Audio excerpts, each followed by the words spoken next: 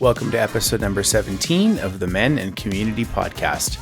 On this week's episode, Matt and Carlo explore personal health and fitness. Together, they discuss what fitness means to them. Carlo shares how he sets his own fitness goals, and Matt teaches us how to make fitness just a little bit more fun. Thank you for being part of our community.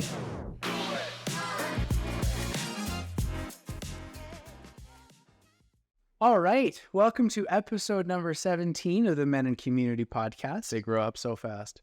They do. Last week was a Sweet 16 party for us, and now 17, and pretty soon we'll be 18 and legal to drink in 2 provinces in this country. The best provinces. Yeah, it's hard to argue that one. Perfect. So this week's episode is going to be a good one, something I'm excited to talk about. And the reason I'm so excited to talk about it is because we just booked a nice big group trip to Mexico. I'm so excited. I wish I had a button that now I just have to sing it. I could print that. So before we get into that, let's go into our cards. Love it. And then we'll tell people why that's a big deal and how that reflects on the episode. Oh, this is somewhat interesting to our last episode. Would you take a 50% pay cut to have a job you were guaranteed to passionately love? And this is an interesting question for both of us because we both enjoy what we do. Yeah. I think if you were coming at it from the idea of like, I don't love what I do, I think everybody would probably say yes. Because you can only stay in something that you really dislike for so long before it kind of becomes grating and detrimental to you. But coming from my lens of this person that like, I like what I do, no, I wouldn't take a pay cut to find something that, I passionately love, because I find passion in so many areas of my life. So that's a quick and easy one for me. Yeah, I would say no as well. 2 reasons. I think that if I was somebody, and you're right, I'm very passionate about all of the work that I do, and I love it all very much. So from that standpoint, I wouldn't give up 50% to love it more. The returns wouldn't be there. However, if I'm somebody who's looking for work out of utility, I'm probably going to say no as well, right? Because I know that whatever money I'm making is probably an important identifying marker in my life, right? It determines the type of lifestyle I'm able to live. It affords me the ability to participate that I want to in society. And so I don't imagine that I would choose to give that up until we start talking a certain number. Like when we start having incomes in the 7 figures, then being able to cut that in half seems much more palatable. Sure. But I think at, kind of a more median or mean salary levels that I can imagine that I would certainly say no. And I think that. Sure. All right. Card number 2. What is the best Halloween costume you've ever seen? I'm going to start right quick and take yours right out of your mouth and say it was actually one of your costumes. Dang it. One year for Halloween, Carlo dressed as 50 Shades of Grey, in which he went to a hardware store and took every gray paint swatch they had. The Benjamin Moore rep for the store was for sure like, what the hell? Anyway, so like showed up to the bar wearing this beautiful vest, suit, and the whole thing, becoming the epitome of 50 Shades of Grey. Yeah, and it was wonderful because as people would come up to me and they'd be like, what are you? I'd be like, I'm 50 Shades of Grey, because I literally was 50 different shades of gray. And I also had like a dollar store like little whip that I had bought. So for anybody that didn't quite get it, I'd pull the whip out of my pocket and they'd be like, oh, that's kind of dirty. I'm like, no, I'm just gray. So that was inspired, and I love that story to this day, and you suck because you stole it. You're welcome. But I appreciate that you thought it was as good as I did. The best Halloween costume that I've ever seen. Oh, geez. I can't really put my finger on one. This is something I'd have to think about because I've seen some really great Halloween costumes. So instead, I'm just going to tell another story of my childhood Halloweens.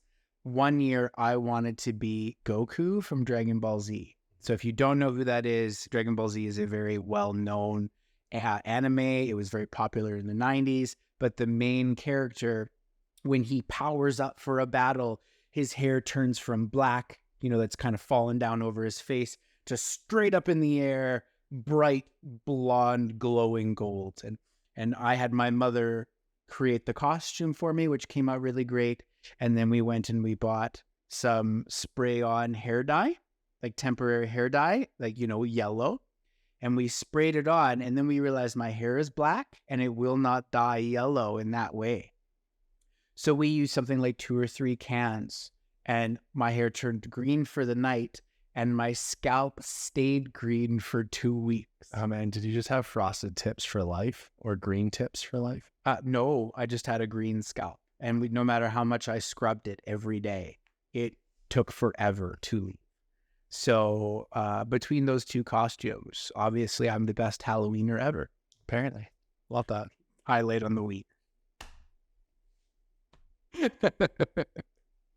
All right. So what does booking a trip to Mexico have to do with anything? Well,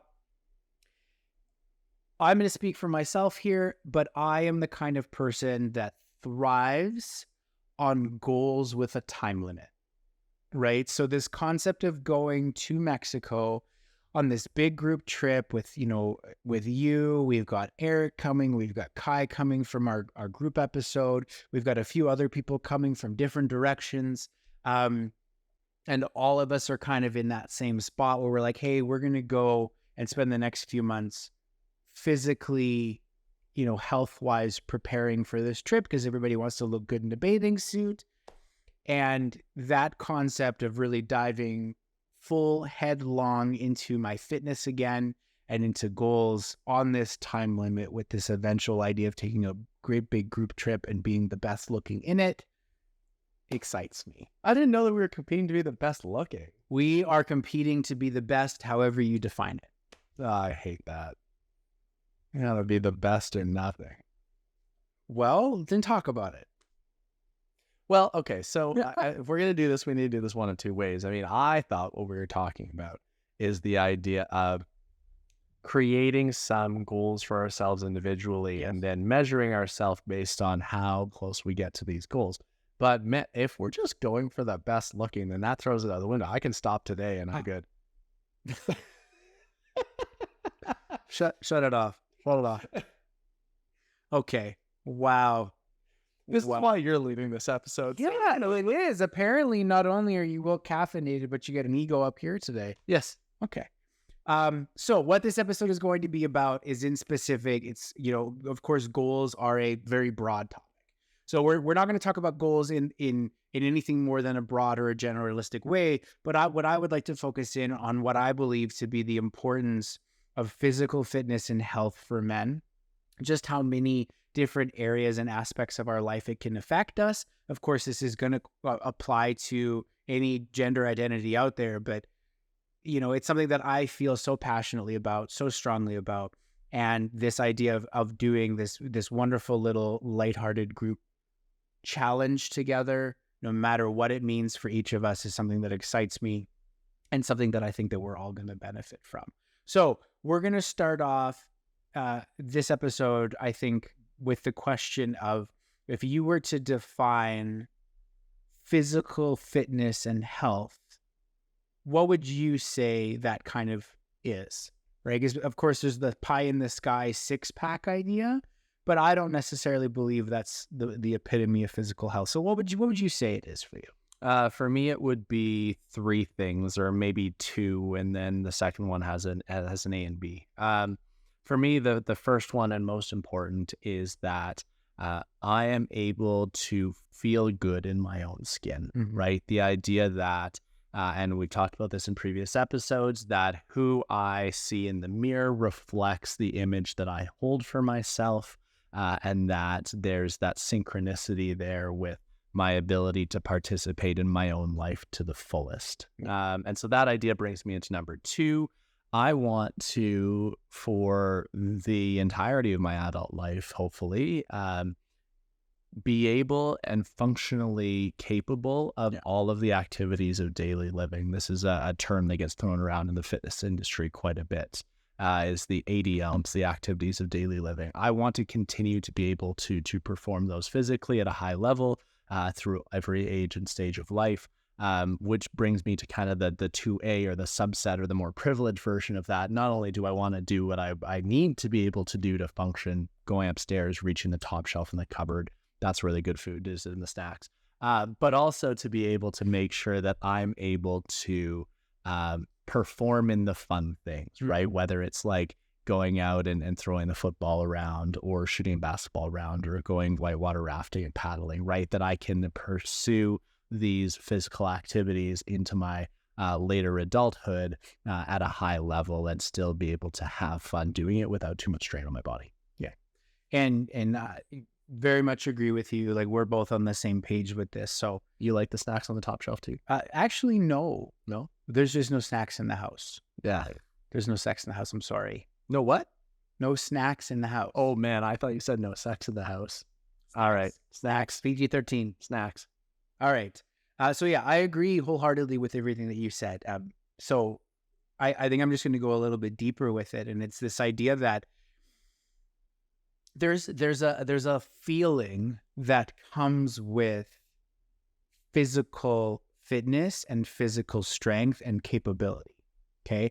And that feeling it's kind of hard to describe, but it's almost like a feeling of robustness, right? It's this idea that no matter what physical challenge is thrown at me, no matter what, sport we want to play, no matter what the social situation, whether you're on the beach in a t-shirt or you're in a suit or you're whatever, no matter what, I can take on that experience with a level of confidence and a level of ability that I feel like I am showing up in a way that is impactful, right? So, this is going to sound kind of silly, but this concept of like, well, we're going to Mexico to, on an all-inclusive trip with our friends to overindulge. We're going to drink lots of beverages. We're going to eat lots of food. We're going to celebrate and we're going to have a good time.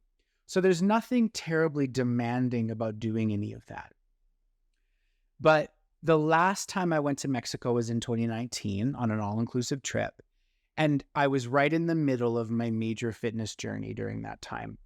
And so, prior to that trip, I'd lost roughly 60 pounds. And then I went on the trip and I came back and I lost roughly another 20. And one of my great badges of honor was during this trip in Mexico, I continued to be mindful of what I ate. It didn't mean I didn't enjoy what I ate, but I was mindful of it. And I worked out every day, right? Because I'm lucky I don't get hungover. So I woke up in the morning before anybody else, and I would go on a run on the beach, and then I would go work out.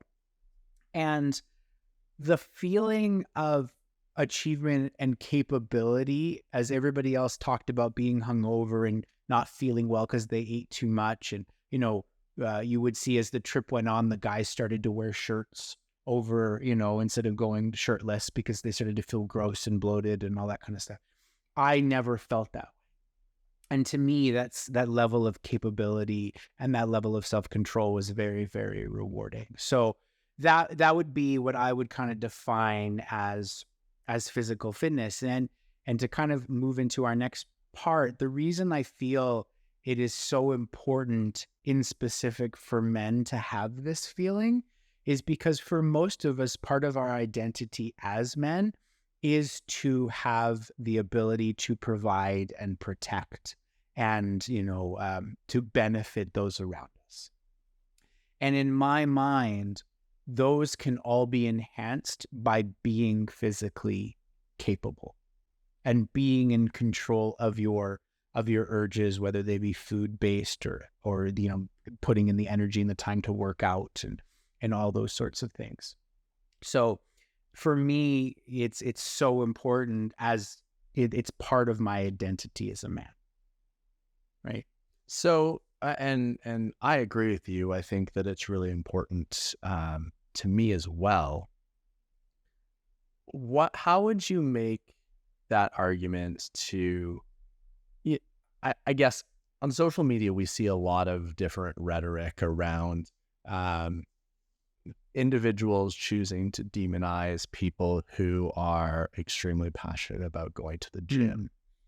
And you start to see this rhetoric of, well, if you're an avid gym goer, therefore by definition you must be fat phobic, Sure. and therefore just demonizing this lifestyle of training to be in the best position to live the best life, which I think is kind of the high level summary of the reason to be fit. So, in 2023, when you have this argument that going to the gym is fat phobic, and I have thoughts on this too, which can all weigh in on as well. But how would you position that argument to an audience that is pushing back on this drive to be physically fit using a gym?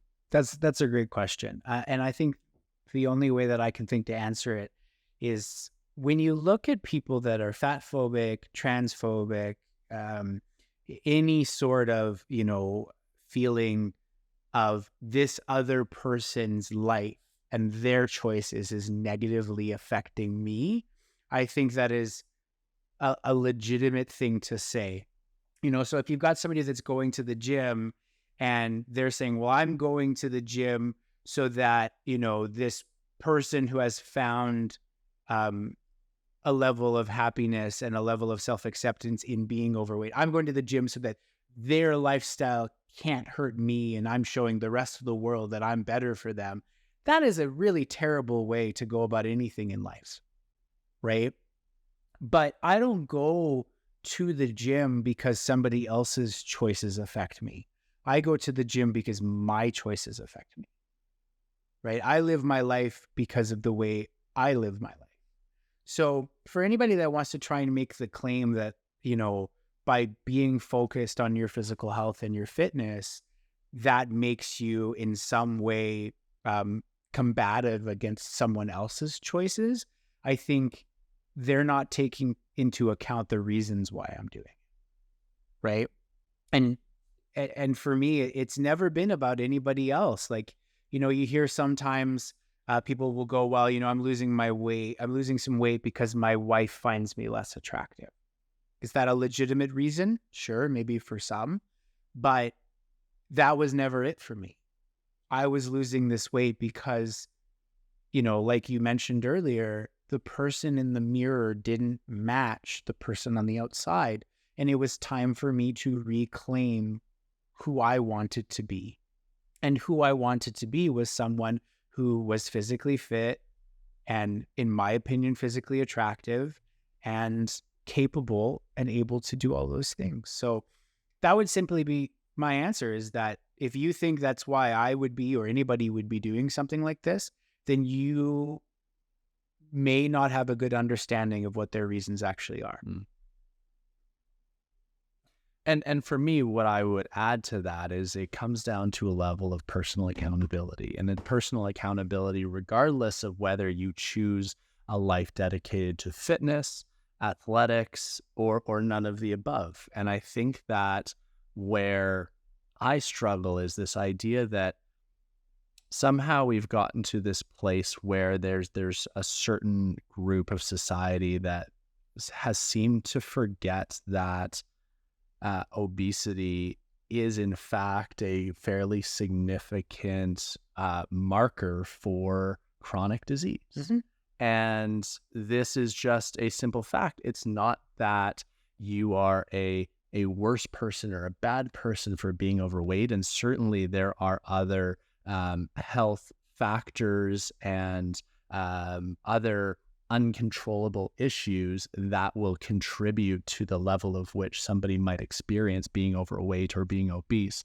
However, it needs to come with a level of personal accountability. We're lucky that we live in a place in Canada where there is universal health care. And so I find that on an individual level, we don't have the same level of personal accountability for our own health and well-being that some people may in the United States, for example, where obviously you have to pay to access your basic healthcare services. And so I think this idea that we should, at a very baseline, be accepting of everybody is very important. However, it can't come at the exclusion or the avoidance of the personal accountability that goes into the choice to allow yourself to be more susceptible to chronic illness. And I think further to that point, you know, taking into your example of like here in Canada or here in North America, out of all the other countries in the world, we have arguably the highest amount of what I consider to be predatory food, right? So highly processed foods, things that have large amounts of unnecessary sugar, things that are designed to be very cheap to purchase, very cheap to produce, and very unnutritious. And supported by predatory marketing practices. For sure. We are marketed crazy amounts of food for so many different reasons. And elsewhere in the world, it's not to say that there isn't junk food, but there isn't this idea around it of being something that elevates your life, right? Like my family's Italian, so obviously we eat delicious food, but when you go down to the local corner store, the chocolate bar that you see there does not hold some sort of glowing pedestal of being, you know, you didn't see a commercial for a Kit Kat on Italian TV. You just didn't, right? So when you walked in there and you decided you wanted one, it was because you wanted a piece of chocolate.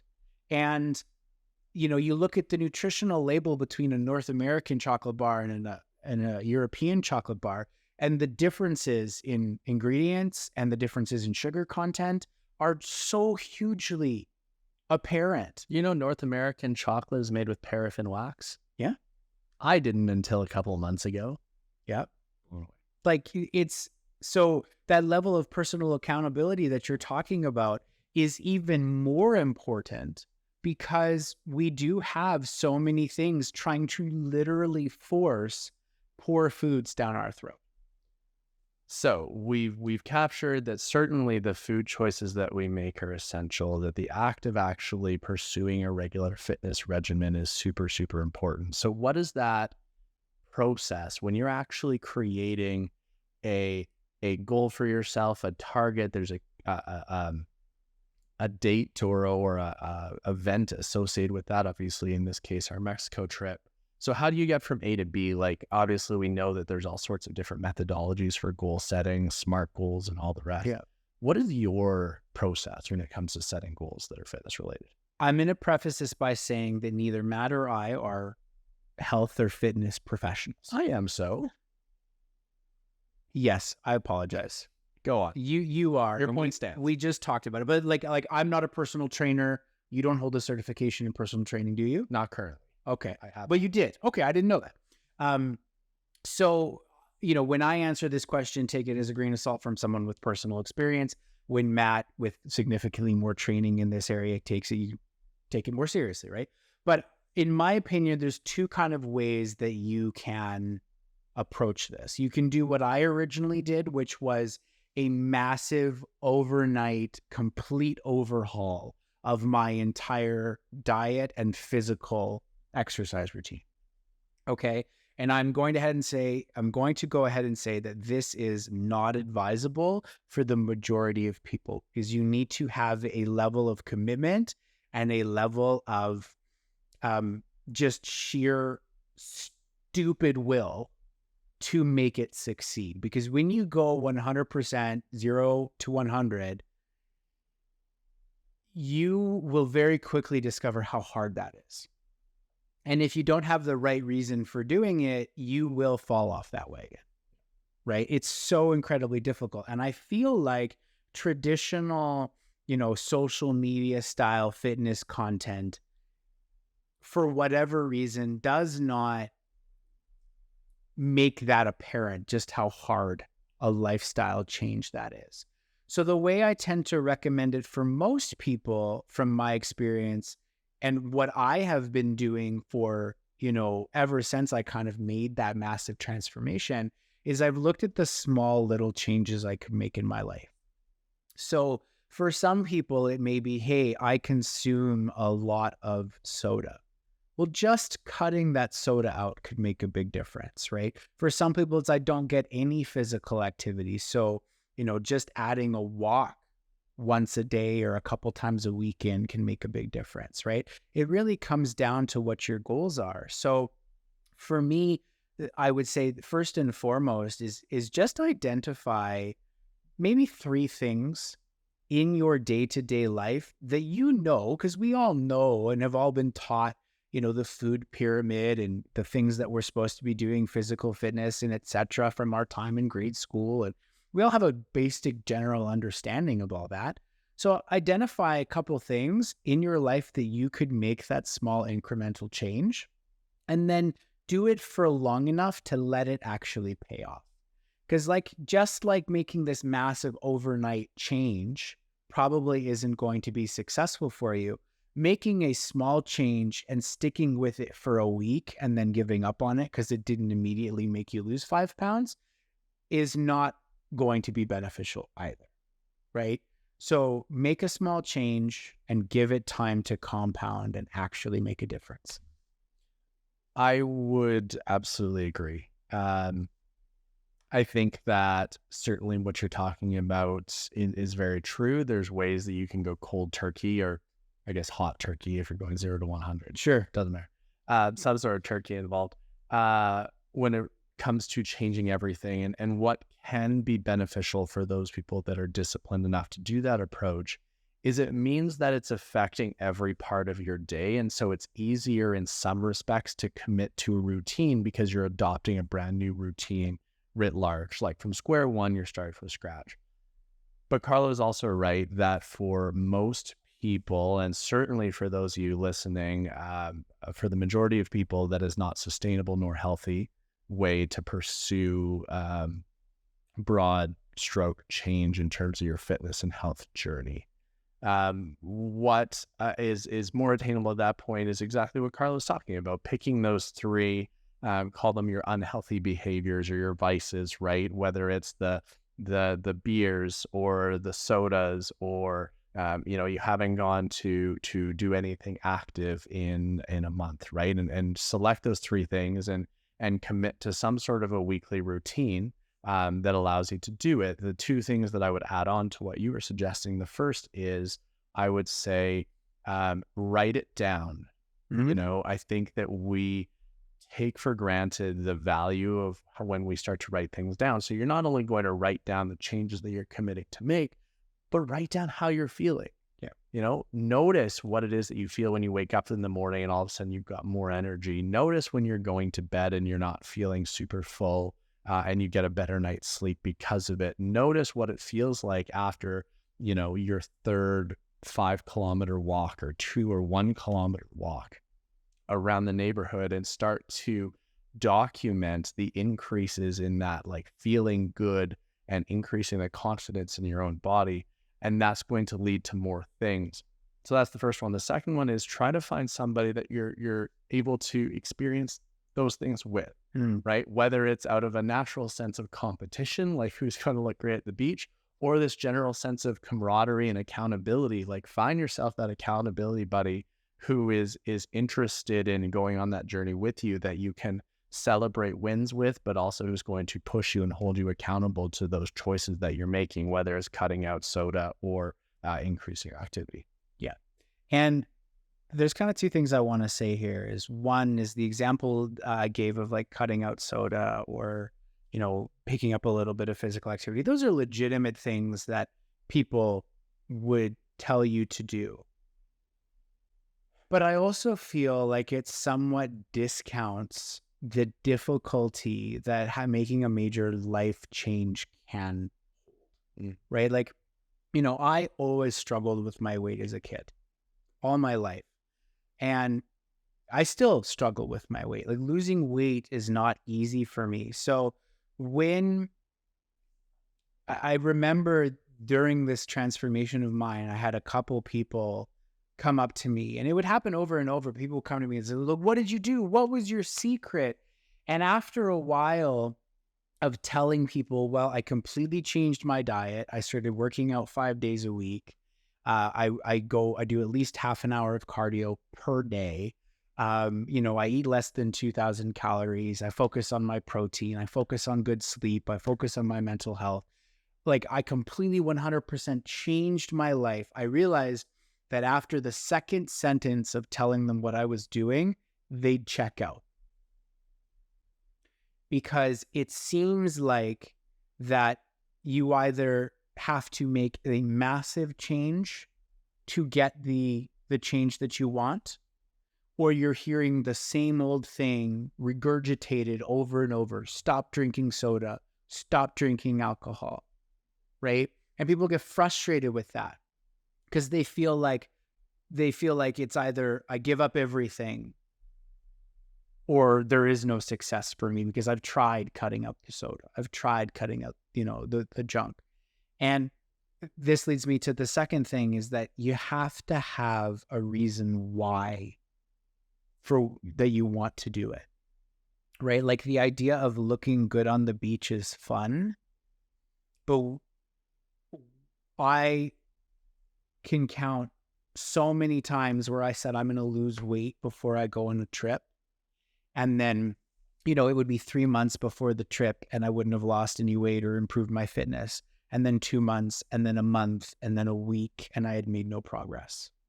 So that goal of looking good on the beach is nice, but it's not, in my opinion, deep enough to make you want to make a lifelong change. Because that's what I did, is I made a lifelong change and a complete lifestyle change. So as with all goals, you have to have something that you can grasp onto that is going to give you a purpose. And the best way I can think of portraying it is, there's this beautiful commercial. It's a couple of years old. I don't remember what the brand was of what the commercial was, but it's this elderly man who he gets off the phone and he walks into his garage and he finds an old kettlebell.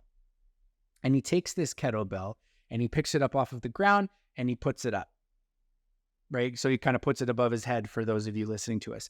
And the commercial is of him doing this every day.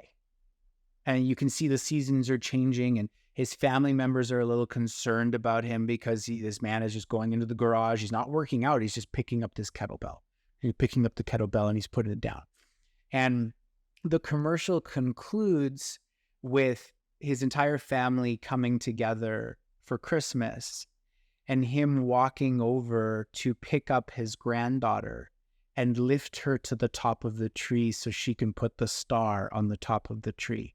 So the whole time he was lifting this kettlebell, which weighed, I assume roughly the same thing as his granddaughter would, so that he could pick her up and put her on that. So when we talk about this idea of capability, for this man, that capability of lifting his granddaughter to put the star on was his why. Right? So it can't, sure, looking great on the beach is fun and that's a nice goal to have, but in my opinion, it's not enough to really have you stick with it in a long term. You have to have something a little bit more heart grabbing. I agree. I also know that finding a purpose in what you're doing in a fitness way like that can be very hard to grasp. Sure. Particularly, if it's more than 3 months away, because in timeframes that are longer than 90 days, for some 90 days is a long time, it can be very hard to lose sight of the importance of something, of a purpose you've created, and then to articulate a goal that really hits that sweet spot as something that's worth pursuing, but also attainable at relative time span is a very difficult thing to do. So yes, I agree that those goals are important. I'm also going to propose kind of an additional thing that becomes, for me, what leads to a sustainable experience and a journey with fitness. Because whether or not we hit the goal by that time frame, or when we hit the goal, you hear and you see many people who fluctuate through these waves of their fitness journey of stopping, starting, going. in ways that aren't necessarily related to their phases of training, right? They're committed, they're not committed, and then they're not receiving that lifetime benefit because it's just this big yo-yo effect. Sure. If you haven't done so already, I want you to stop this episode right now. I want you to hit pause, stop listening, go back and listen to episode 16 and listen to our conversations about play. Because here's the thing. When we attempt to approach fitness from a playful mindset, and when you listen to episode 16, this will make more sense to you. When you choose fitness from this playful mindset, it no longer becomes about the end goal. You're now approaching it from a place where you are finding a love in that journey for its own sake. We are no longer looking exclusively to a goal or an end outcome to motivate us. We're instead loving what we're doing. The biggest weight loss that I ever experienced was when I stopped playing football. I was theoretically, in terms of every standard by which we hold true, in the best shape of my life. I was playing sports at a collegiate level. I was playing college football. So theoretically, I'm in the best shape of my life. I'm weighing about 285 pounds. And within 6 months of leaving college football, I dropped 50 pounds. And that experience was all because when I got to walk into the gym, I had this new sense of excitement and fun because I was doing the workouts that I wanted to do, and I wanted to test out all the weird and ridiculous things that I could do. So one of my good friends, Gordon, and I, we've been well known for walking into the gym and doing like Avengers themed workouts. And these are things that I've led some of my clients when I was a personal trainer through these sorts of workouts designed to be fun, designed to inspire creativity and excitement and all of these sorts of things. And that really put me in a position with my fitness journey where I lost 50 pounds and I just was so excited about approaching it in my own terms instead of what my team trainer told me that I had to do. The second significant weight loss for me was when I found Dance Play, which is the dance fitness program that I'm a trainer for. Within about a year of me learning and taking on Dance Play, I lost another 20 pounds. And again, this was me finding something that I loved for its own sake. And it just so happened it was wildly rigorous physical activity at the same time. And the third and final one, we've talked about this in an early episode, was when I discovered F45, right? It was a community and it was a place where, yes, I go to move and I go to be active and I go to work out, but I've continued going there for the last 2.5 years because of the people. I'm there because of the people I get to be around and the social connections, and all of those root themselves back into this playful mindset that I take towards my fitness journey. And it just so happens that I also feel good and accomplish my goals as a result. And that's a great point. And part of why this, lead up into our group trip and this little the competition that we're having is so exciting for me, because I don't really care whether I'm going to be the strongest of our friend group or the best looking on that beach. What I care about is that we are all going at this together and we are having fun with this competition, right? I intrinsically enjoy the gym. I'm one of those people that will spend a couple hours a day there because I enjoy it. I have friends there. We chat in between sets. We have a great workout. It's, to me, a fun social platform similar to what you're talking about with F45 that I gain all this benefit from. So when I say it's, having that goal of looking good on the beach is important, but it's probably not the thing that's going to get you all the way there. What I'm trying to say is that by having, if it was just me going to Mexico on my own, I wouldn't be as excited about it as I am right now, because I know that we are all we're talking about, hey, let's all put our goals out in the fire for everyone to see. Let's talk about what our plans are. Let's have check-ins together. Let's have, whatever it is so that we can help each other on this goal together, whatever our goals are. That, to me, is a form of play. Right? So you've hit the nail on the head, is that it has to be playful. It has to be bigger than the goal. It has to be something that you enjoy.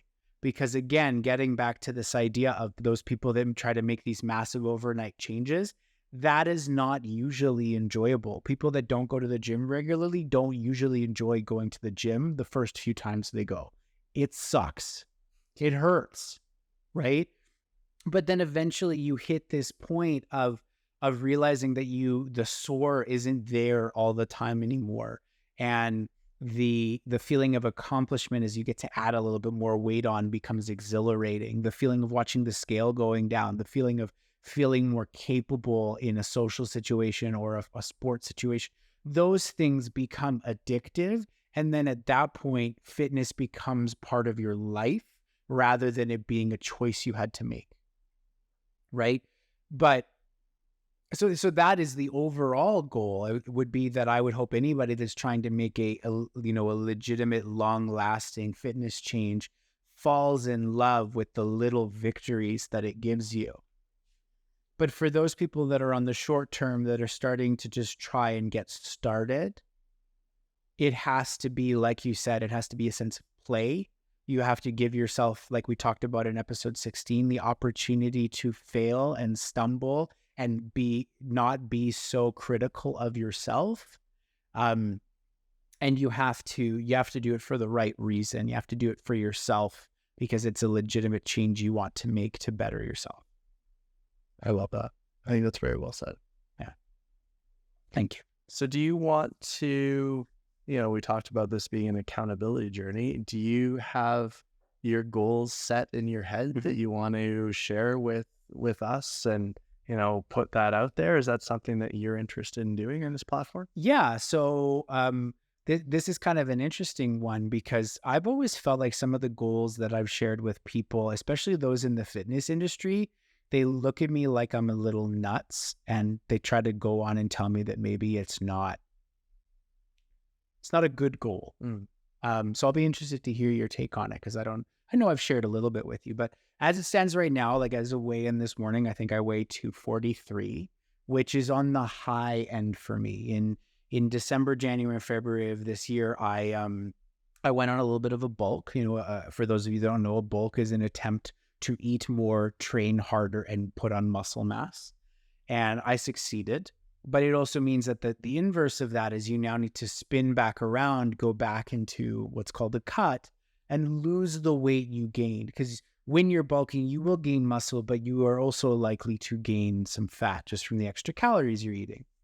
So, flipped around, and I haven't had the most successful cut since then. This time last year, I would be around 230 or so because we were going to Vegas last year around this time. Or a little bit earlier, I guess in May, right? So I had already made that flip, but this year I wasn't as successful with it. And one of the things you have to acknowledge after bulking is that if I weighed 230 at this time last year, I bulked, put on muscle mass, so the likelihood of me hitting 230 as easily is not as high, right? So my goal before Mexico, which is in September, October, November, let's call it 3.5 months, which is what it is.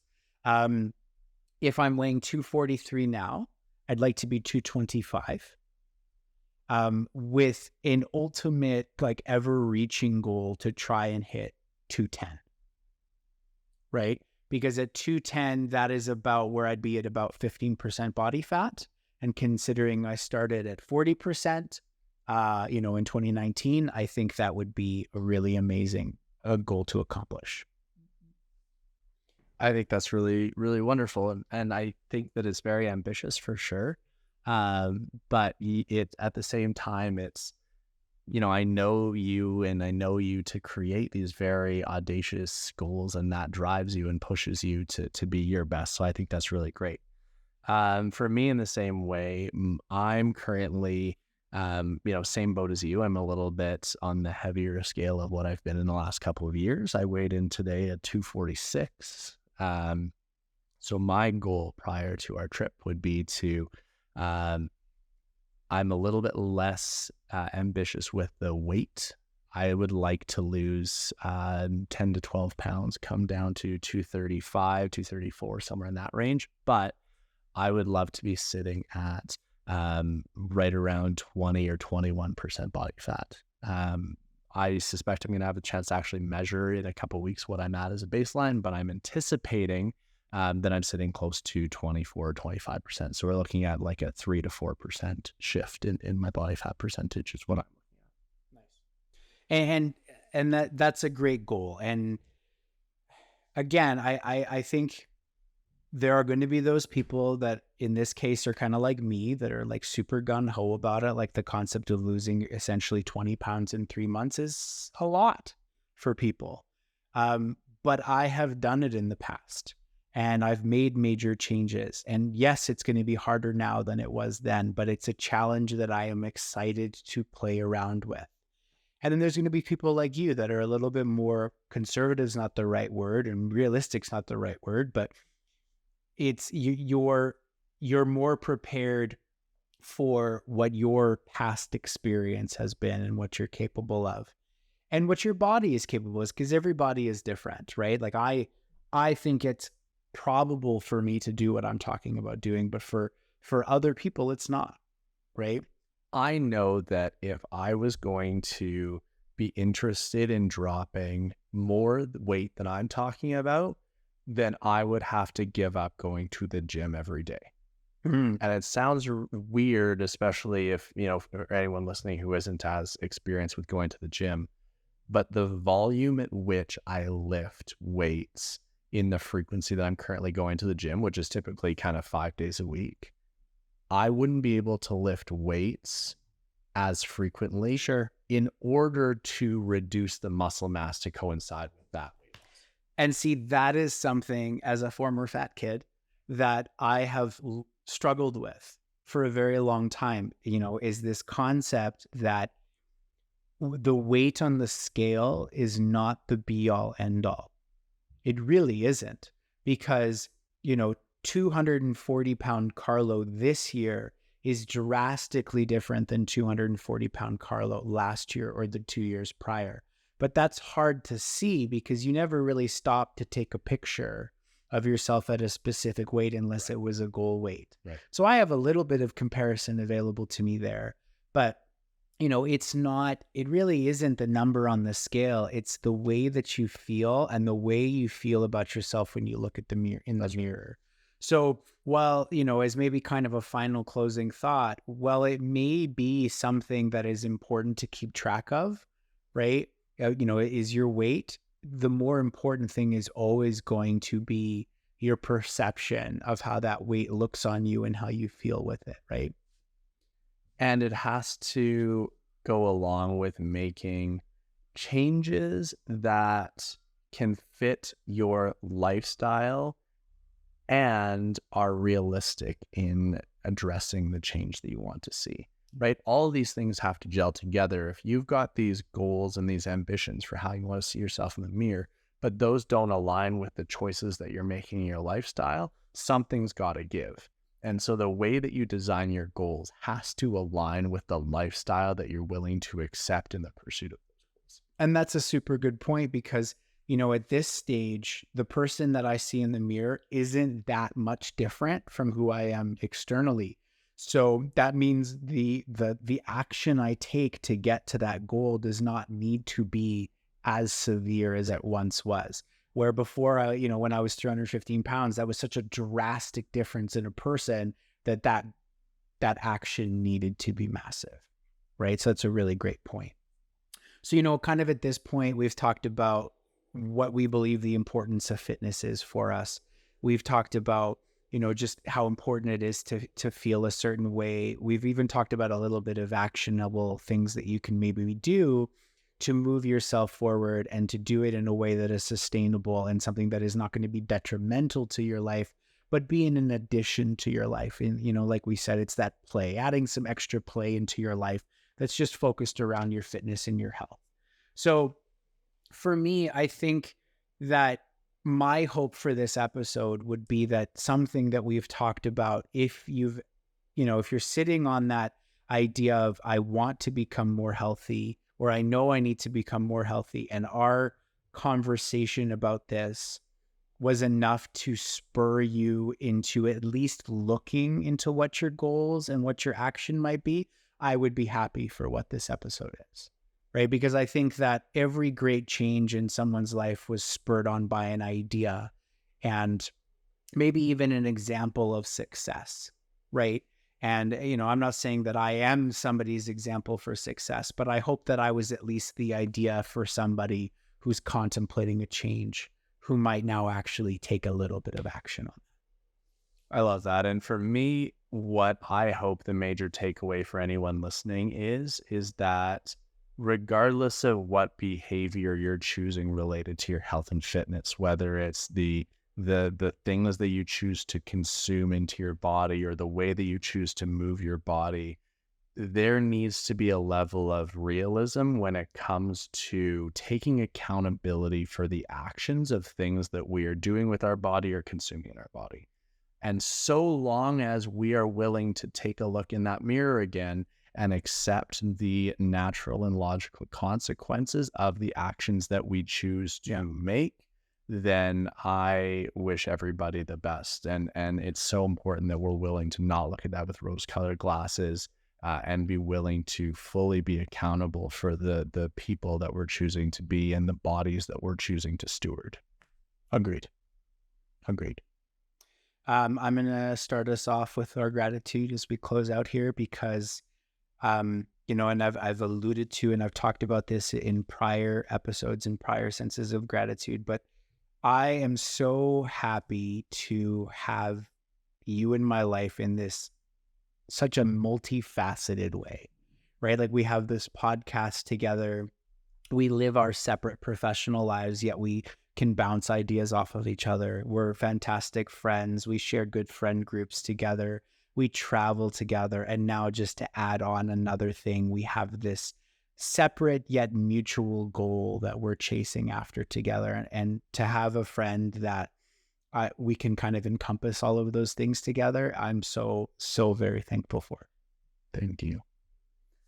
I am so grateful that I get to look up to somebody who is so regimented and disciplined in the pursuit of bettering yourself, not just in your fitness and your health journey, but across all aspects of your life. I feel like you are constantly a carrot that I get to chase in terms of hoping to make myself better.